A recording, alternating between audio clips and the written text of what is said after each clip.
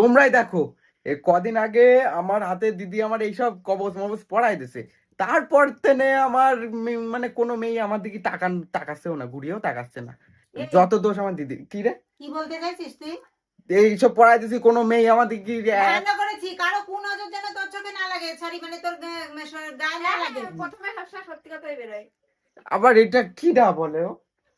বলেছি তো কোনো কুনজর যেন না লাগে, তার জন্য আমি দিয়েছি। ওই না দিয়েছি আমি, কত সাধনা করে এনেছি জানিস তুই? তাকাবে।